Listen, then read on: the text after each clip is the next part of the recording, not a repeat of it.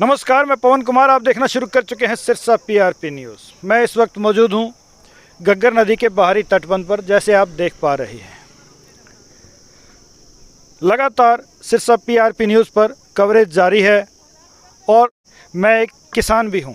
जी हां, एक किसान भी हूं, तो मन में कई बार ख्याल आते हैं कि सरकार चाहे तो क्या नहीं कर सकती। हर बार यहां घग्गर नदी में पानी आता है, किसान पहरा देते हैं और कई बार गाँव में पानी भर जाता है तो ये लोग अपना घर भी छोड़ने को मजबूर हो जाते हैं। इससे बड़ी त्रासदी क्या होगी। अगर बात करूं तो बातें होती हैं चंद्रयान की, मंगल ग्रह की, इसरो की, परमाणु बम की। इसके अलावा भी बहुत सी बातें होती हैं और अरबों खरबों रुपया खर्च किया जाता है। आपने देखा होगा राज कैनाल नहर को, और राजस्थान के अंदर इंदिरा नहर भी है। नहरों की चौड़ाई और गहराई वो भी आपने देखी होगी। तो क्या इन नदियों को, जी हाँ, घग्गर नदी की बात कर रहा हूँ और यमुना नदी की बात कर रहा हूँ, जिन्होंने हरियाणा में कहर ढाया हुआ है।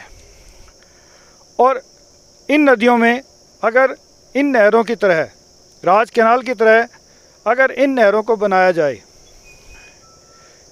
तो ये समस्या का समाधान काफ़ी हद तक हो सकता है। नहरों को राज कैनाल की तरह बनाने के बाद, हालांकि पहले से टेक्नोलॉजी काफ़ी हाई है, उससे अच्छा बनाया जा सकता है। उसके बाद अगर बाकी नहरों को भी इन नहरों से जोड़ा जाए, यानी कि घग्गर नंगल डैम के पानी के साथ साथ घग्गर नदी का पानी भी हर खेत तक उपलब्ध हो सके, हर टेल तक उपलब्ध हो सके, तो क्या सरकार ये नहीं कर सकती? क्या उसके बस की बात ये नहीं है? जब बातें चंद्रयान की होती हैं, इसरो की होती हैं, परमाणु बम की होती हैं, पता नहीं कितने काम सरकार ऐसे करती है जो हमारी सोच से परे होते हैं, उनकी संभावना भी नहीं होती। तो हमारे साथ BKE से मीडिया प्रभारी भी हमारे साथ यहाँ मौजूद हैं, गुरलाल सिंह। इनसे इस बारे में बात करते हैं। तो आपका क्या कहना है कि ये काम संभव है या असंभव है? बिल्कुल सर, ये काम संभव है, पर सरकार ये काम करेगी नहीं, क्योंकि ये बहुत बड़ा ऑफर है इनके लिए। जब कोई भी किसी की जान पर बनती है ना, जान माल पर बनती है, तो उसको एक तिनके का भी सहारा होता है। और उनके लिए जो हेल्प करने आता ना, जो सहायता करने आता है, वो किसी भगवान से कम नहीं होता। आपने देखा चौधरी रणजीत सिंह दिन रात गाँवों में चक्कर मार रहे हैं। वैसे ग्राउंड लेवल पर हमें पता कि बीजेपी ख़त्म हो चुकी थी, ठीक है। इसका एक अलग बजट होता आफ्त का, और वही इलेक्शन में इसका फ़ायदा उठाएंगे। उसके लिए ये चाहते, प्रशासन भी चाहता और सिस्टम अपना पूरा चाहता, तो पहले सफाई करवाई जा सकती, पर वो लोगों की नज़र में नहीं आता, क्योंकि सरकार का काम है। ये स्थिति ना बनती तो हमारी नज़र में नहीं आता। अब आएंगे मौके पे, किसी का आपको 10 लाख रुपए भी दे दिया, वो बजट से दे दिया, हर सरकार ने देती है, पहले भी चलता है। पर ये एक स्पेशल आ गया, अपनी निगाह में आ गया। हर इंसान सोचेगा यार, मौके पे आके जो हम पर आपदा आई थी ना, ये हमारे काम आई थी, और ऊपर से इलेक्शन, बहुत बड़ा इनके लिए ये ऑफर है।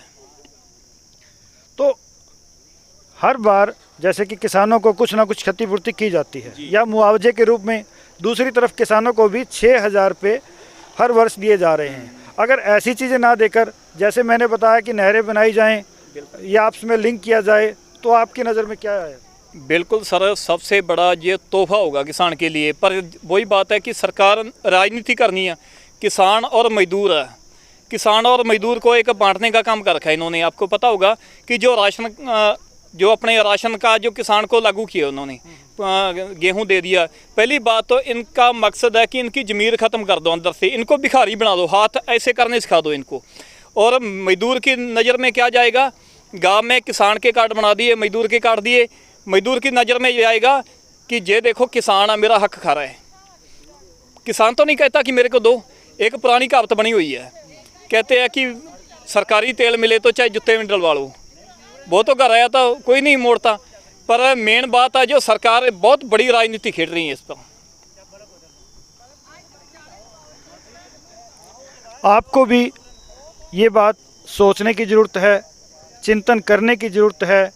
ये काम किए जा सकते हैं, संभव हैं या असंभव हैं, नीचे कमेंट में ज़रूर बताइएगा।